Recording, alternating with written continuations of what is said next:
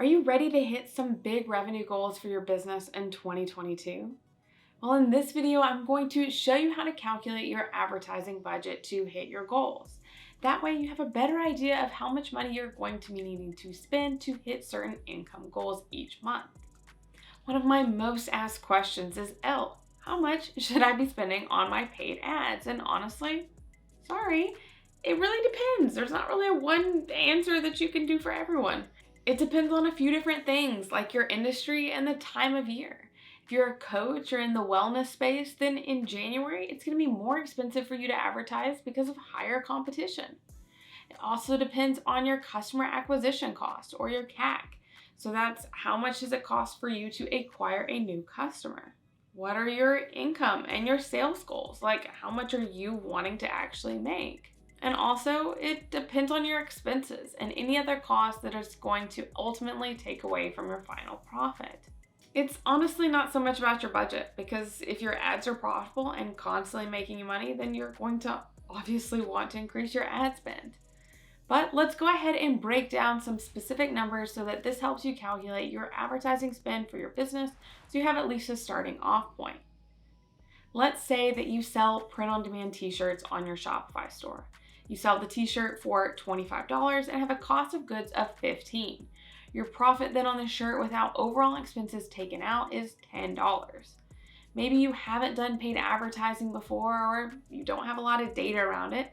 So let's just start off with a guess of $5 customer acquisition cost for our example for easy math. But if you want to figure out your own customer acquisition cost or your CAC, then take your total marketing cost and divide that by your total new purchases. So total marketing costs like your paid advertising, influencer marketing, social media, email marketing, the list goes on and on and on. Okay, so back to our example. If our print-on-demand t-shirt business wants to make $1,000 per month profit, then they need to have 200 orders a month. Since their profit is $10 per shirt, but they're spending $5 per order for customer acquisition, that takes their total profit to only $5 a shirt. So $5 customer acquisition cost times 200 orders means you spend $1,000 on paid advertising every month.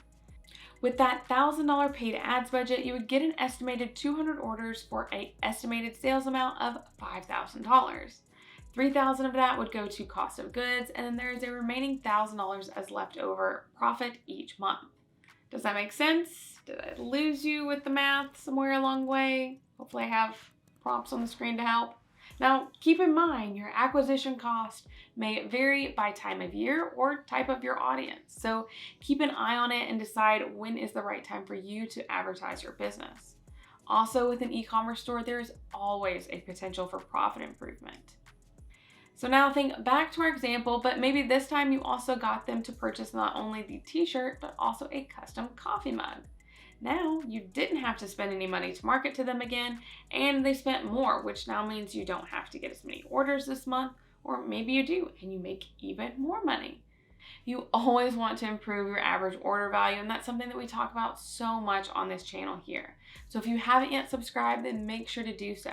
That way you don't miss out on any new videos that we post all about e-commerce and how to grow your Shopify store.